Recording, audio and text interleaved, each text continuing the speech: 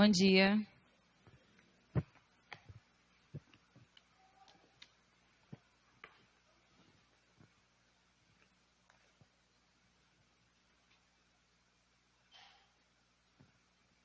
Bom dia. Vamos dar início, né? Hoje a gente vai falar sobre a máscara da duplicidade.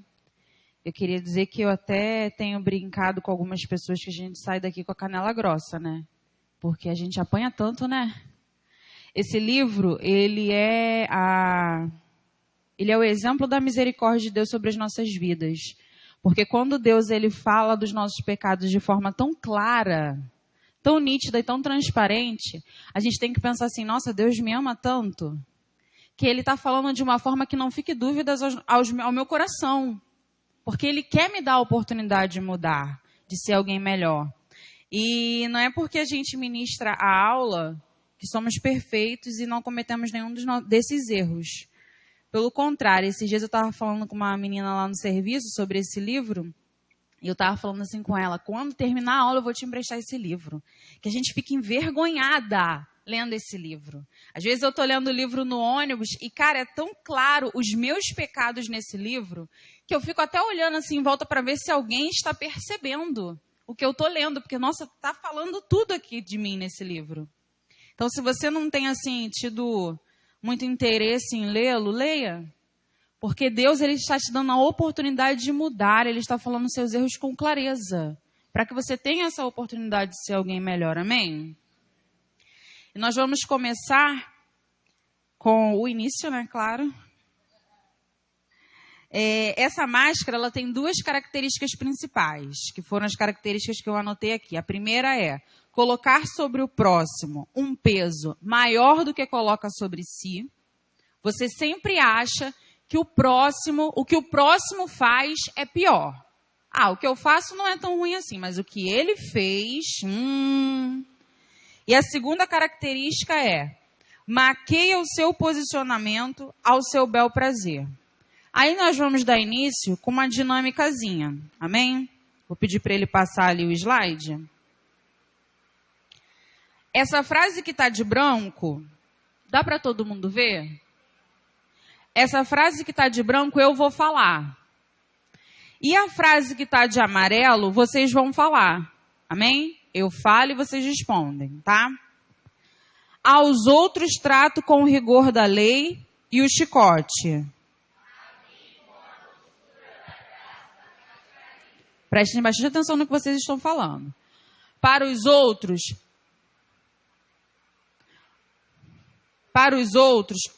as responsabilidades e o ônus. Para os outros, a luta, o trabalho.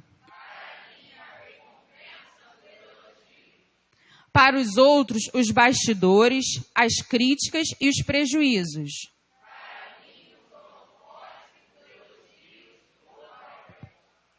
Vocês prestaram atenção no que vocês leram? Muitas vezes a gente faz isso.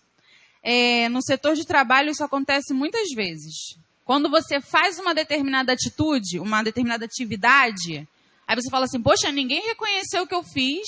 Na igreja também isso acontece muito. Eu fiz aquilo ali, ninguém reconheceu, ninguém falou nada. Mas quando o outro faz, você fala assim, mas ele quase não trabalha, fez um negocinho só, já está cansado. A gente faz isso às vezes? A gente faz isso. Porque a gente deposita sobre o outro um peso maior do que a gente deposita sobre nós mesmos. E a máscara da duplicidade, ela é isso. Quando você veste ela, você se vê de uma forma deturpada, é o que o livro fala.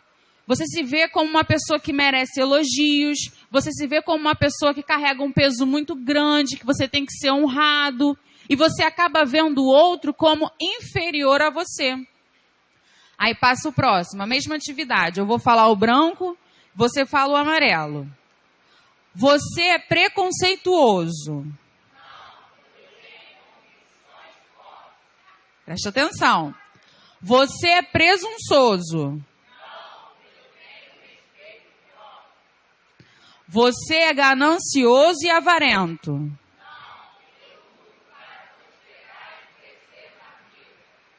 Você é estourado e desequilibrado emocionalmente. Esse é o melhor, né? Esse é o melhor de todos. Não, eu possuo iração, tá? Você é mundano. Deturpamos ações que não são corretas. Quando a gente coloca a máscara da duplicidade, a gente maqueia atitudes em nós que não são legais. E a gente tira ali o preconceituoso e, não, é porque eu tenho convicções fortes, você que está interpretando errado. Uma palavrinha pequena ficou na minha mente todas as vezes que eu lia o capítulo 4. E olha que eu li muitas vezes esse capítulo. Que era a palavra sinceridade. Máscara da duplicidade é falta de sinceridade. Você se vê com sinceridade? Você consegue se analisar com sinceridade? Aí eu fui pesquisar no Google, talvez muitas pessoas aqui já saibam o significado da palavra sinceridade. E dentre vários significados, teve um que me chamou mais atenção, que é o mais utilizado, é que lá na época lá dos gregos, lá, eles faziam esculturas. E quando aquelas esculturas, elas rachavam, esculturas de mármore, eles queriam vender como uma escultura perfeita. Então, o que eles faziam? Eles pegavam cera e tampavam os defeitos daquela escultura.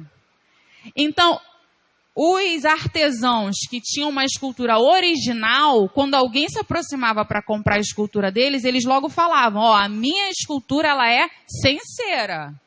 Ou seja, ela não tem defeitos, ela não é maquiada. Você consegue se perceber com sinceridade? Você consegue ver com clareza seus defeitos? Ou você maqueia eles e ainda joga sobre o outro um peso maior do que você deposita sobre você? Hoje, assim, esse livro, ele é um livro de autoanálise. Eu até estava estudando em casa e pensando assim, às vezes a gente lê um livro desse, ou ouve uma palavra dessa, e a gente pensa assim, se fulano estivesse aqui para ouvir, essa palavra é perfeita para ciclano. Não. Deus erra? Não. Se foi você quem leu esse livro, essa palavra é para? Se é você quem está aqui hoje, essa palavra é para você. Essa palavra é para mim. Então hoje Deus ele quer tratar isso em nós, em mim, em você. Saia daqui hoje pensando assim, eu preciso me ver quais são os meus defeitos com clareza. E se você tem tido essa dificuldade, peça ao Espírito Santo para te revelar. Senhor, quais são os meus defeitos? Aonde eu preciso mudar? Aonde estão as rachaduras que eu tenho colocado cera, que eu tenho colocado máscara? Aí eu tinha pedido o Wagner, né? Para propor para vocês, na verdade o Wagner pediu a gente para propor, algumas perguntas para vocês pensarem durante a semana. E uma das minhas perguntas foi que essa revista ela trata 3 situações. Quem sabe quais são essas 3 situações? 3 histórias bíblicas. Vocês estão lendo mesmo, né? O livro. Oi? Os irmãos José, Naamã e... É porque a chuva não está ajudando, né? Pedro. Davi errou. Não é Davi, Pedro. Ainda te dei a cola sem saber. Deu sorte que eu sou surdinha. Pedro. Então nós vamos lá para Gálatas.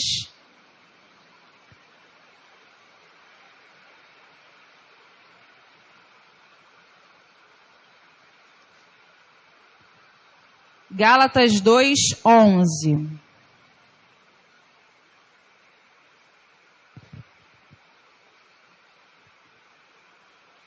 Amém? Vamos iniciar com Pedro. Gálatas 2:11 diz assim: porém, quando Pedro veio para Antioquia da Síria, eu fiquei contra ele em público, porque ele estava completamente errado. De fato, antes de chegarem ali, alguns homens mandados por Tiago, Pedro tomava refeições com os irmãos não-judeus. Mas depois que aqueles homens chegaram, ele não queria mais tomar refeições com os não-judeus, porque tinha medo do que eram a favor de circuncidar os não-judeus. E também os outros irmãos judeus começaram a agir como hipócritas, do mesmo modo que Pedro. E até Barnabé se deixou levar pela hipocrisia deles. Quando vi que eles não estavam agindo direito, de acordo com a verdade do Evangelho, eu disse a Pedro na presença de todos: você é judeu, mas não está vivendo como judeu, e sim como não-judeu. Então, como é que você quer obrigar os não-judeus a viverem como um judeu? Aqui a situação é clara, acho que muita gente conhece essa palavra, né? Pedro estava lá com os não-judeus de boa, sentado na mesa, conversando, rindo, brincando. Só que aí quando chegavam os judeus, Pedro se afastava, porque não queria ser visto com eles. Como que os judeus vão me interpretar? Pedro botava aquela máscara da duplicidade. Porque com uns, em uma situação ele se comportava de um jeito. Na outra situação ele se comportava de outro. Só que tem um versículo, um trechinho dessa palavra que me chamou muita atenção. Vou pedir para ele passar o slide. Ali, ó, o versículo 14. Quando vi que ele não estava agindo direito, de acordo com a verdade do Evangelho, eu disse a Pedro na presença de todos. Só que essa parte ali em branco, tá vendo? De acordo com a verdade do Evangelho. Aí eu escrevi assim embaixo, ó, vê se você concorda comigo. Somos uma geração politizada, onde todos querem impor suas opiniões como verdades absolutas. Só que verdade, querido, só há uma. Ali, ó. De acordo com a verdade do Evangelho. Verdade só há uma.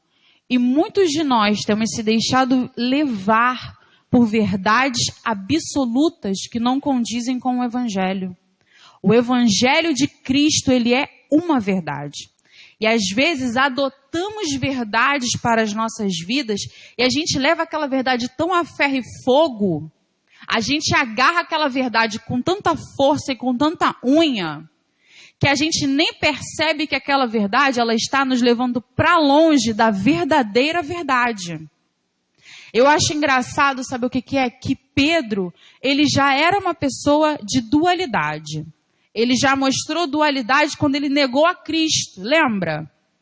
Ali ele já fingiu ser o que ele não é. Ué, mas você não era um cristão? Não, eu não. Ué, mas você não andava com ele? Você se parece com ele? Não, eu não. Aí quando Pedro estava com os não-judeus, de novo ele apresentou uma dualidade. Por quê? Na cabeça de Pedro existia uma verdade. Não, eles podem me interpretar mal. Mas só há uma verdade, que é a verdade do Evangelho. O que o Evangelho pede de você? Às vezes temos dificuldade de perceber as ceras da nossa vida, os erros da nossa vida. Peça ajuda a Cristo. Peça ajuda à verdade do Evangelho. Senhor, me faz ver com verdade quem eu sou. Me faz ver com verdade onde estão os meus erros. Querido, o mundo vai apresentar muitas verdades. E serão verdades, para eles, absolutas. Hoje em dia, para você conversar com alguém é até difícil. Porque não há mais respeito de opinião. Quando você apresenta uma opinião, a outra pessoa acha que tem que prevalecer nesta conversa, neste círculo, uma opinião. Não, mas a sua está errada e precisa prevalecer uma opinião. Não, querido. Você tem a sua verdade. Se o outro não quiser acertar a sua verdade, você viva essa verdade. E ponto. É o que o Evangelho... É como eu iniciei essa palavra. Essa verdade é para você. Se o outro quiser acompanhar, show. Se não quiser, viva você essa verdade na sua vida. Amém? Aí, falamos aí do primeira situação, que é a situação de Pedro. Aí vamos para a segunda situação, que é a situação dos irmãos de José. Eu achei muito interessante, eu não vou pedir para vocês lerem, vou só abrir lá em Gênesis 29.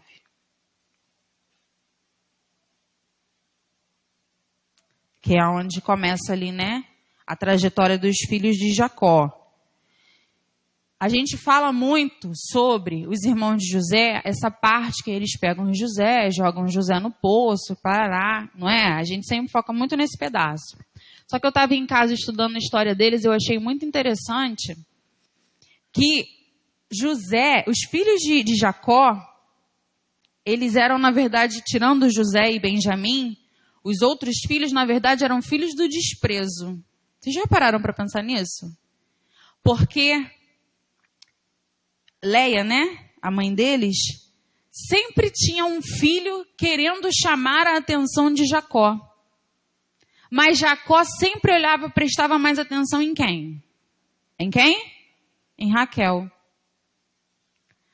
Sempre Leia tinha um filho. Aí é engraçado que quando você lê, a minha vista que agora eu não estou achando, mas no texto, quando você lê, sempre ela fala assim: estou feliz porque agora eu tive um filho e agora o meu marido vai me amar.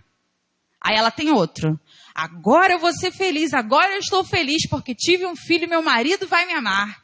Aí ela tem outro. Mas agora eu estou feliz. Você vai lendo e todos os filhos ela vai pensando isso. Então eu fiquei pensando assim, os filhos de Leia, na verdade, eram filhos de desprezo. Era sempre a mãe querendo chamar a atenção do marido. Aí eu coloquei aqui assim, ó. O que veio depois do nascimento deles? Toda uma trajetória, gente, de morte, de desgraça. Eles sempre demonstrando um comportamento ruim. Lá em Gênesis 34 é a matança do povo lá de Siquém, quando a irmã deles é abusada sexualmente. Mas a pessoa que abusou fala assim, olha, mas eu quero ficar com ela, eu quero casar ela, eu quero assumir ela. E aí eles botam a máscara da dualidade. O título do texto é até engraçado porque fala a falsidade deles, né? Eles botam a máscara da dualidade. Não, tá bom, tu quer mesmo? Então não, show de bola, tá tudo certo, a gente aceita. Mas logo depois o que eles fazem? Invadem lá e matam todo mundo. Sempre um comportamento distorcido. Mais pra frente, o envolvimento do filho de Jacó com a concubina. A própria concubina do pai, o filho vai lá e se relaciona com ela. Aí, eu coloquei assim, ó. Há muitos motivos que nos fazem vestir máscaras, até mesmo inconscientemente. Talvez a gente não sabe, mas essa criação deles, com todo esse desprezo, com toda essa disputa da mãe para chamar a atenção do pai, tenha causado neles muitos traumas.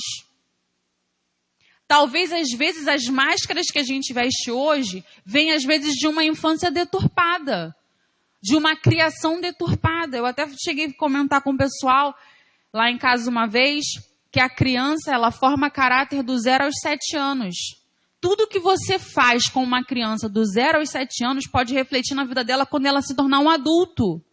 Então, muitas das máscaras que às vezes a gente possui hoje, muitas podem ter sido colocadas em nós quando nós ainda éramos crianças. Só que sabe o que a palavra do Senhor ela diz?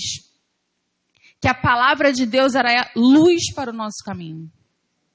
Então, independente dos traumas que você coloca, você nunca vai poder usá-los como justificativa para as máscaras que você usa. Ah, mas eu uso essa máscara aqui porque o meu pai me ensinava assim. E Priscila, tu não conhecer meu pai. Mais falso e hipócrita do que ele. E minha mãe, muito mentirosa. Todas essas máscaras eu peguei com eles. Mas só que quando Deus ele te dá, lembra do que eu falei no início? Quando ele te deu a oportunidade de você ler esse livro, de você ouvir essa palavra hoje, ele está te dando a oportunidade de mudar. Ele está falando com clareza aonde você precisa mudar. Para que você tenha hoje a oportunidade de ter luz no teu caminho. Porque o que mostra para nós os nossos erros, os nossos pecados, até os inconscientes, é a palavra de Deus. Que traz clareza ao nosso entendimento. Então, independente do que a criação que os irmãos de José tiveram, Deus, naquela época, né, ele se mostrava muito mais visível, vamos botar assim, se eu posso dizer, do que hoje. Então, muitas oportunidades Deus deve ter dado a eles de mudança, e eles não quiseram. Até chegarem o ato de quê? De terem o desejo de matar o próprio irmão. Se você pegar aqui o texto, eu até marquei porque eu achei interessante você pegar o 37, do 1 até o 11, e depois leiam. Você vai ver só sentimentos como, no versículo 4, ódio, No versículo 5, raiva. No versículo 8, ódio. No versículo 11, inveja. Por quê? Porque eles durante todo o tempo alimentavam. Passa aí o slide para mim, Anderson, por favor. Aí eu botei assim, ó. Dar vazão à carne é igual a ajustar a máscara. Toda vez que você alimenta esses sentimentos, alimenta essas coisas ruins, você ajusta a máscara em você. Gálatas 5,17 diz assim, ó. Porque o que a nossa natureza humana quer é contra o que o Espírito quer. E o que o Espírito quer é contra o que a natureza humana quer. Os dois são inimigos e por isso você não pode fazer o que vocês... Porque a nossa natureza é o quê, gente? Pecaminosa.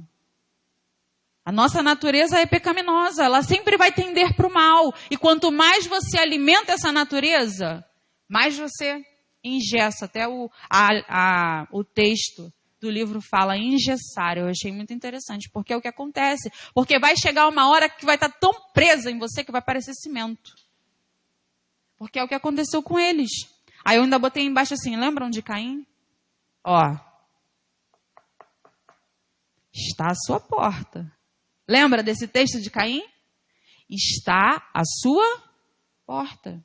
Mas que o Espírito Santo hoje traga clareza ao nosso entendimento, a luz que a palavra traz ao caminho, amém? Aí eu escrevi assim, ó. Alimentaram sentimentos ruins, escolhas. Sabe o que eu achei também muito interessante? Eu até comentei com o Marlon no WhatsApp, nesse texto nessa parte dos irmãos de José, que eu nunca tinha me atentado a isso. Eu me atentei quando li esse livro. Queridos, eles vestiram essa máscara durante 20 anos. Depois que eles contaram para Jacó que José havia morrido, Jacó, ele praticamente entra em depressão. Porque a Bíblia diz que os filhos e as filhas tinham que estar a todo momento animando. Por quê? Porque Jacó era um dos filhos preferidos. Eu fiquei imaginando, durante 20 anos, Jacó não querendo comer. Jacó em tristeza profunda. Eles sentavam-se à mesa do jantar e faziam aquele teatro de, poxa, nosso irmão que se foi. Durante 20 anos, querido. Existem máscaras que a gente sustenta durante anos. E a gente mente tanto para si que a mentira passa a ser verdade. Lembra do início? Não, eu não sou preconceituoso, não. Eu tenho personalidade forte. A nossa mentira passa a ser uma verdade para a gente. E realmente, digamos que a palavra de Deus e o Espírito Santo é aquela talha, tá? Porque já que está cimentado, eu até falei com o Senhor em casa ontem. Eu falei assim, Deus, eu me lembrava do machucado, quando você bota uma gaze e aquilo seca, Jesus, na hora de tirar, gente. E eu falava assim, Senhor, há máscaras que precisam ser arrancadas. Tem máscaras que são tratadas. Deus, ele vai te ensinar aos poucos, mas há máscaras que precisam ser creu. Sabe o que Deus faz conosco quando ele vem creu? Misericórdia. Ele faz isso porque ele quer que você alcance o céu. Sabe por que ele te permitiu? Ele nos permitiu ler esse livro. Gente, é até engraçado. Eu queria filmar eu lendo esse livro no ônibus, porque tinha hora que eu ficava tão envergonhada que eu fazia assim, ó, sem brincadeira. Eu estava lendo assim. Aí ficava tão envergonhada que eu fazia assim. Gente, está muito claro. Jesus, está claro demais. Faltou assinar. Então, Priscila. Botar o Priscila no final. Mas é a misericórdia de Deus, querido. Para que você nunca diga assim, tu falou, Senhor, eu nem percebi. Porque mais claro que isso, querido, só se o outdoor. Aí, nós vamos para a terceira situação. Falamos sobre Pedro, falamos sobre os filhos de Jacó, os irmãos de José. Toda hora eu olho para ali, esqueço que tamparam o relógio. Os filhos de Jacó. E agora vamos para Naamã. Naamã, não precisa abrir não. Ele está lá em 2 Êxodo. Segunda Reis, perdão. E eu olhei Reis e falei Êxodo. Tá de manhã ainda, eu tô meio... Vou nem achar aqui. Fiquei até nervosa. Segunda Reis 5, né? Todo mundo aqui conhece a história de Naamã, certo? O general, paraná. Eu vou pedir o Anderson para passar o slide ali para mim. Eu quero destacar para vocês vamos começar no 1, que diz assim: Naamã, o comandante do exército da Síria, era muito respeitado e estimado pelo rei de seu país, porque por meio de Naamã, o Senhor Deus tinha dado vitória aos exércitos dos sírios. Ele era um soldado valente, mas sofria de uma terrível doença de pele, que é a lepra, né?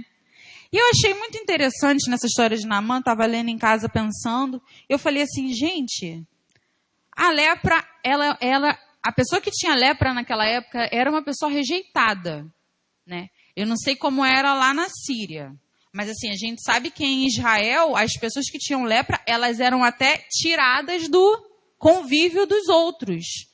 Eram levadas para fora do arraial, ficavam num determinado vale, só podiam ficar lá. Mas, pelo que a gente lê ali na Síria, Naamã, ele convivia com os outros, né? Andava no meio do povo. Estou só aqui olhando meus universitários para qualquer sinal.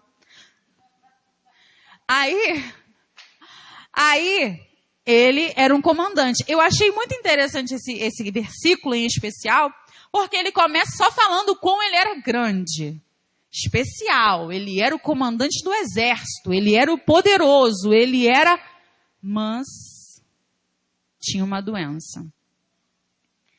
Aí eu botei assim, a lepra ela era altamente contagiosa, não tinha tratamento e a pessoa vivia separada das pessoas. Pode passar o slide. Aí no próximo versículo é quando Naamã ele vai lá falar com Eliseu. Já passou a história toda, a menina já falou com ele. Tem um lá em Israel que pode curar. E ele vai lá encontrar. Só que quando ele chega lá, o poderoso... de armadura e cavalos, porque o texto diz que ele chega com seus carros e cavalos. Então eu já imaginei aquela frota parando no portão de Eliseu, ele tocando uma trombeta, porque ele é o comandante, e Eliseu fala assim, não vou sair não, manda meu empregado lá, e fala para ele se lavar 7 vezes lá no Rio Jordão. Aí Naamã, muito chateado, fala assim, mas Naamã ficou muito zangado e disse, eu pensava que pelo menos o profeta ia sair para falar comigo, e que oraria ao Senhor seu Deus, e que passaria a mão sobre o lugar doente e me curaria. Aí o Espírito Santo falou ao meu coração, ali onde está em branco, e que passaria a mão sobre o lugar doente. Teria como Eliseu passar a mão sobre o lugar doente? Não. Sabe por que não? Porque a maior doença de Naamã não era a lepra. Era a máscara que ele usava.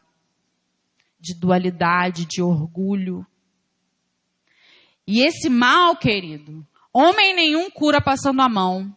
Porque como a gente falou aqui, as nossas mazelas e enfermidades, os nossos pecados, quem nos mostra, quem nos trata é quem? Deus. Era isso que Naamã não entendia. A presença de Eliseu não faria diferença nenhuma naquele momento. Porque o que realmente precisava ser curado em Naamã era o orgulho, era a sua dualidade de viver uma coisa aqui e de viver outra ali. Porque Deus podia ter falado assim, Eliseu, sai lá e fala, está curado, e ele ficará curado. Podia? Podia. Mas sabe o que eu fiquei pensando? Talvez muitas pessoas naquela cidade não sabiam que Naamã era um doente. Porque ele vivia de armadura. Só tirava quando chegava em casa. E muitas vezes ele devia passar nos locais e submeter as pessoas, humilhá-las. Porque ele era um comandante sírio. As pessoas nem sabiam que ele era um doente. E ele talvez fizesse até questão que elas não soubessem. Para que ele não se sentisse rebaixado. Porque ele queria se sentir superior, ele era um comandante. Aí Eliseu fala assim para ele, você vai lá no Jordão e você vai tirar a roupa e você vai mergulhar 7 vezes. Tornou público aquilo que muitas pessoas não sabiam. Aí me fez lembrar uma palavra, que essa nós vamos ler. Lucas 11.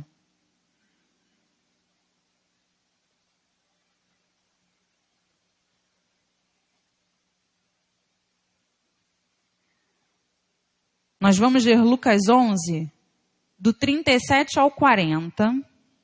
Mas você vai fazer para mim não, vai fazer para Deus. Vai fazer uma promessa a Deus. Que você depois vai ler do 37 ao 53, amém? Hoje aqui agora a gente só vai ler até o 40, mas depois você lê até o 53.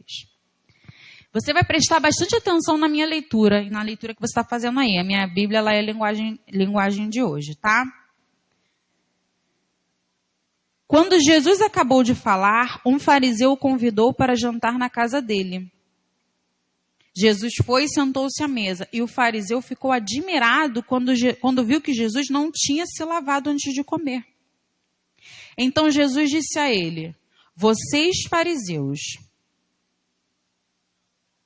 lavam o copo e o prato por fora, mas por dentro vocês estão cheios de violência e de maldade. Seus tolos, quem faz o lado de fora não é o mesmo que faz o lado de dentro?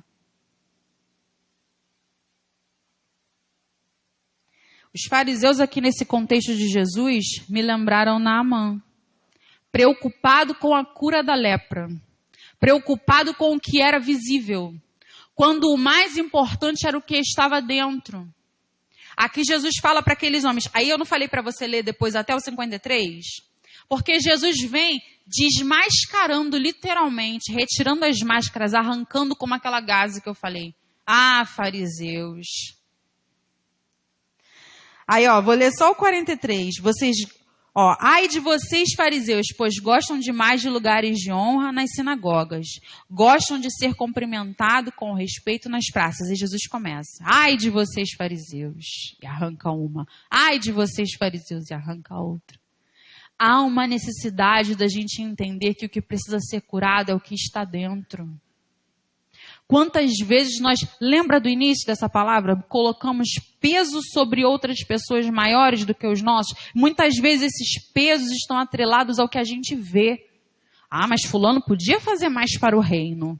Fulano podia ser melhor para Jesus. Mas você não sabe o que fulano passa dentro. E o que fulano passa dentro, só quem cura é o Espírito. É a palavra. Aí, em Lucas 12:1, não era para você ter fechado. Se você fechou, vou ler aqui. Lucas 12:1. Jesus finaliza meio esse texto dos fariseus, né? Ele diz assim, milhares de pessoas se ajuntaram de tal maneira que ele já tinha saído lá da casa do fariseu. Eu ainda botei assim, as minhas anotações da minha Bíblia são as mais engraçadas. Quando o 53 diz, quando Jesus saiu dali, aí eu risquei e botei assim, caramba, Jesus causou no jantar. Aí no 1, diz assim, 12:1. Milhares de pessoas se ajuntaram de tal maneira que umas pisavam as outras. Todo mundo querendo chegar perto de Jesus. Então Jesus disse primeiro aos discípulos, preste atenção. Cuidado com o fermento dos fariseus. Isto é, com a falsidade deles. Tudo o que está coberto, lembra de Naamã? Tudo o que está coberto vai ser descoberto. E o que está escondido será conhecido. Assim, tudo o que vocês disserem na escuridão será ouvido na luz do dia. E tudo o que disserem em segredo dentro de um quarto fechado será anunciado. Aí eu escrevi assim. Todas as dualidades precisam vir à tona para serem curadas. Muitas vezes você fala assim, poxa Jesus, por que eu tive que passar essa vergonha? Uma coisa que eu falava em secreto, uma coisa que eu vivia em secreto, veio à tona dessa forma, porque Jesus quer te curar, querido. E muitas vezes Ele traz os nossos pecados, as nossas mazelas, os nossos erros à tona, porque precisa haver cura. E para haver cura tem que ter limpeza. E para ter limpeza tem que tirar.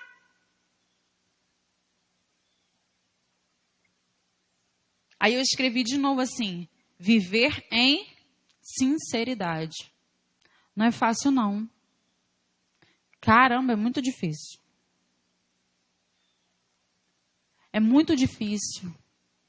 A Bíblia, ela não é fácil. Às vezes, ela é fácil por um lado e difícil pelo outro. Ela é fácil de entender. A gente finge que não entende, mas é fácil de entender. Mas a prática, às vezes, não é fácil.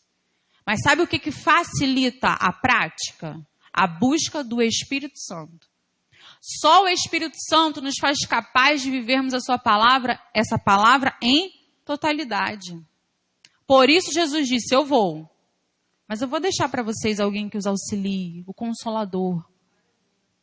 Que vai direcionar vocês, que vai ajudar vocês. Pode passar o slide.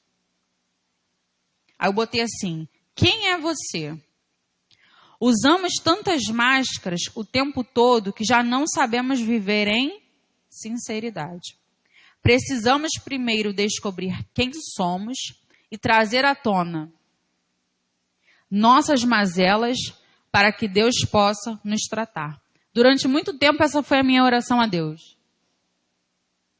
Senhor, traz à tona os meus erros a mim.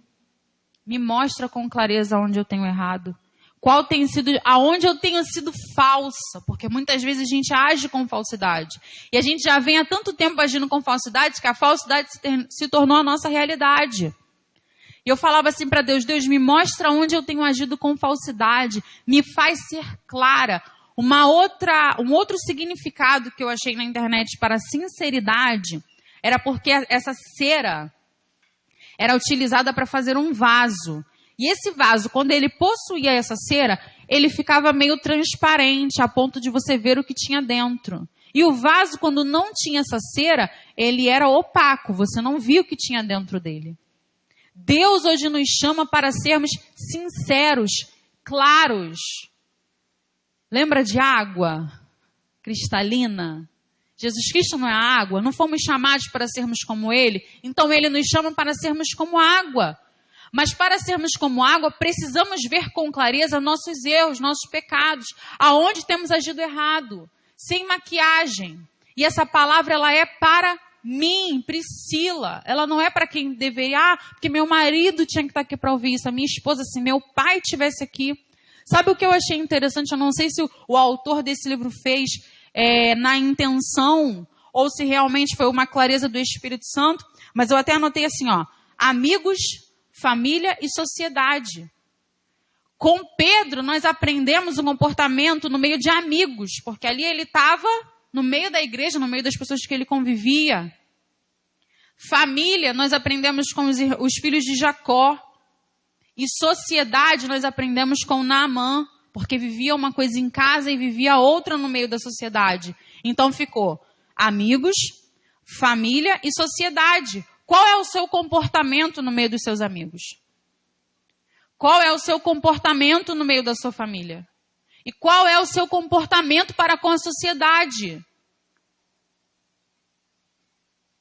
Passa o slide, por favor. É o último. Eu botei assim, ó. Portanto, cada um examine a sua consciência. E então coma do pão e beba do cálice. Eu amo esse versículo. Porque a minha real conversão foi quando Deus trouxe ao meu entendimento o sentido desse versículo. Vivemos uma vida, querido, julgando o próximo. Vivemos uma vida dizendo, o próximo precisa se converter. Ah, se o próximo ouvisse isso. Ah, se o próximo fizesse isso. Mas acho que a Patrícia até falou isso aqui na primeira aula. O nosso maior desafio é a autoanálise. É falar assim, isso é para mim. Eu até ia botar no slide, mas depois eu retirei, mas eu vou falar aqui agora. Eu queria pegar um tema assim, bem do momento. Um tema que estava na boca de todo mundo. Aí eu tinha escrito assim, vidas negras importam. Um tema atual, né, na minha concepção. Quando você olha essa frase, vidas negras importam. Qual o primeiro pensamento vem à sua cabeça? Será que o primeiro pensamento que vem à sua cabeça realmente, temos vivido uma sociedade racista? Ou será que o seu primeiro pensamento uma bobeira? Inventaram essa frase. Ou será que o seu pensamento é: será que em algum momento eu tive atitudes racistas? Sabe por que eu trouxe esse exemplo? Porque em tudo Deus tem algo para falar conosco. Mas muitas vezes a gente pega as palavras que Deus quer falar conosco e transferimos ao próximo. Quando Deus quer falar Sabe por que existe polêmica? Porque você acha que tudo tem que encaixar no próximo. Se cada um pegasse as coisas e vivesse para si, não haveriam polêmicas. Deus hoje nos chama a termos uma consciência do nosso comportamento, de como nós temos agido diante daquilo que tem nos sido apresentado. Então hoje, que venhamos realmente ter uma vida de sinceridade diante de Deus e que, se for necessário, Senhor, que a máscara da dualidade seja arrancada de nós como arranca-se uma gaze. Amém? Porque queremos ir para o céu. Amém? Vou fazer uma oração para nós encerrarmos. Espírito Santo de Deus, eu quero começar, Senhor, te pedindo perdão, Pai. Perdão, Senhor amado, pelas vezes que vesti as máscaras. Perdão pelas máscaras que ainda uso. E preciso, Senhor, que sejam arrancadas. Porque sei que ferem teu coração, Deus. Porque o Senhor nos chamou para vivermos verdade, Pai. E muitas vezes, Senhor amado, negamos a tua verdade para vivermos a nosso bel prazer. Ah, Senhor, traz a nós o arrependimento genuíno essa manhã. Não só nessa manhã, Deus, mas em todas as manhãs, Senhor. Em todos os dias, Senhor. Porque todo momento o Senhor nos chama a nos arrependermos. Deus, que nós não venhamos depositar sobre o nosso próximo um peso maior do que o nosso, maquiar os nossos erros, Senhor. Que venhamos ver com clareza nossos pecados, nossos defeitos, nossas mazelas, ainda que nos tragam dor, ainda que nos tragam muitas vezes repulsa pela nossa própria imagem, Senhor. Mas é necessário, Senhor, nos desmascararmos para sermos a tua imagem e semelhança, Pai. Fala conosco, Deus. Não desista de nós, porque eu sei que é uma frase até idiota, porque o Senhor não desiste de nós. Mas como quem, Deus, se submete, se humilha, é que eu falo isso hoje, essa manhã. Deus, em nome de Jesus, tenha misericórdia das nossas almas, Pai. E muito obrigado, Senhor, pelo teu amor, que sempre nos dá a chance de nos arrependermos e de sermos pessoas melhores, Pai. Obrigado pela clareza com que o Senhor tem ministrado ao nosso coração essas palavras, Senhor, para que não fique dúvidas, Senhor, do que precisamos fazer e de qual caminho precisamos seguir. Realmente, tua palavra tem sido luz para nós, Senhor. Em nome de Jesus é o que eu te peço e te agradeço essa manhã, Deus. Amém.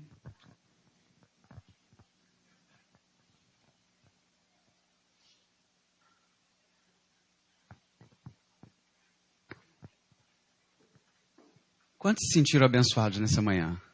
Amém? Eu fico observando como são as coisas, né? A irmã Patrícia com uma característica, o pastor Alex de uma outra forma, a irmã Maria Livalene com uma outra maneira de se expressar, a irmã Priscila de uma outra forma, diferente, mas como nós temos aprendido, cada um com a sua particularidade, mas como tem sido bom, amados, nós estarmos aqui nesta manhã, nessas manhãs. E como é bom nós estarmos numa igreja onde nós percebemos que aquilo que Deus tem nos ensinado há algum tempo é compartilhado. Irmãos, não existe santo, perfeito, imaculado, somente Jesus. Nós estamos sendo transformados para chegarmos neste patamar, poderíamos assim dizer. É importante você aprender e ouvir de nós, os líderes, que nós não somos perfeitos. Você não é perfeito. Se ao me ouvir dizer assim, você não, pastor, você está falando de você. Você é o mais hipócrita entre nós aqui nessa manhã. Você precisa reconhecer que o seu pecado precisa todos os dias ser removido pela graça do Evangelho de Jesus. Porque se você não peca fazendo, você peca porque pensa. Você peca porque deixa de fazer. Isso precisa ser claro para nós. Todos os dias precisamos da ajuda do Senhor para sermos pessoas melhores. Amém, irmãos? E não há nada mais bonito do que você reconhecer quem você é. E dizer para o próximo, olha, eu preciso de você. Seja você o pastor da igreja ou que acabou de chegar. É muito importante. Eu quero ler aqui para nós, eu ia procurar, mas o jovem Anderson se antecipou a mim. Na próxima semana, a nossa irmã Sarita, que também é uma jovem, como a irmã Priscila, ela vai nos conduzir no estudo que fala sobre a máscara da falsa modéstia. E a irmã Sarita pediu o seguinte, para que nós atentemos, ou quando estivermos fazendo a leitura, quantos fizeram a leitura do capítulo que nós estudamos hoje? Levante suas mãos. Irmãos, não pequem contra Deus deixando de ler o livro, hein? Porque o Espírito Santo vai me falar e eu vou desmascarar você aqui. Você não leu. Brincadeira. Mas não deixe de ler, irmãos. Há uma preciosidade muito grande. Foi muito esclarecedor, Priscila. Foi muito esclarecedor, Patrícia. Foi muito esclarecedor, Lena. Foi muito esclarecedor. Alex está aqui sendo ministrado por vocês. Mas a leitura, ela é fundamental, é muito importante. E nós precisaremos ler da página... Quem pode me ajudar? Da página 49 à página 54. Mas olha só, irmãos, você tem que ler o livro todo. Se você ainda não fez isso, faça isso. Aquela leitura que você faz numa tarde de domingo. Esse livro você lê numa tarde de domingo, sem sombra de dúvidas. Mas durante a semana, você precisa estudar, aí atentar aos detalhes, ao que o texto está nos propondo, amém? E essa semana, ao fazer essa leitura investigativa, lembre aí dos seriados, né, que fala de casos policiais, etc., você precisa pensar o seguinte: a vaidade é o pior tipo de orgulho. Ela tem muitas caras e tem a capacidade de desfigurar-se para impressionar. A quais perigos nos submetemos ao afivelarmos a máscara da falsa modéstia? Uma pergunta, uma interrogação. Você precisa se perguntar isso. E como perceber isso na vida dos personagens citados? Ou seja, os fariseus e Saul. É o exercício que a irmã Sarita propõe para cada um de nós. Além disso, nesse capítulo o autor dá bastante ênfase à inveja. Qual a relação entre a falsa modéstia e a inveja? Qual é a relação que tem entre essas duas coisas? Que você possa... Eu vou fazer o seguinte, eu vou pedir para que o irmão antes... Você está no grupo da igreja? Faz isso agora em nome de Jesus, para eu não ficar com outra máscara aqui, da mentira. Porque eu disse que ia colocar, esqueci e não colocou. Reproduz no grupo da igreja e nos demais grupos, para que essa colinha te ajude na leitura, porque isso nos dá um norte. Porque é baseado nisso que a irmã vai trazer para nós o estudo na semana seguinte. Amém? Vamos ficar em pé? Vamos encerrar essa celebração. Foi bom estarmos aqui, amém, irmãos? Ficarmos uma hora sentado, ouvindo no monólogo, é também sinônimo de a gente dar uma relaxada. Quem vai ter que fazer almoço aqui hoje? Levante a mão. Eita, Jesus, Deus abençoe vocês, meus amados. Quem vai almoçar, comer o que o outro vai preparar? Oh, coisa boa, né, irmão? Ficar lá sentado, esperando. Mas em tudo louvamos a Deus, amém, irmãos? Que alguma família entre nós aqui possa lembrar que tem um pastor faminto, ávido por almoçar na casa de uma ovelhinha que queira compartilhar um bocado da sua comida e quem sabe me convide ali na porta. Eu tenho fé. Irmã Érica, você tem fé no seu coração para isso? Amém? Eu tenho fé, lá levantando as mãos. Vamos orar. Jesus, obrigado por esta manhã, pela vida de cada irmão, pela vida da irmã Priscila, pela vida dos professores que já nos ministraram, toma a irmã Sarita e o irmão Anderson, que ainda falaram aos nossos corações, em tuas mãos. Ajude os teus filhos e que sob tudo, Senhor, acima de tudo isso, que o Teu Espírito Santo nos faça entender aquilo que nós precisamos remover em nossas vidas para que possamos ser transparentes, não somente para o Senhor, mas também para com relação aos nossos próximos. É no nome de Jesus que oramos e agradecemos. Amém. Amém. Deus abençoe a todos, querido. Tenham um excelente domingo em Cristo Jesus.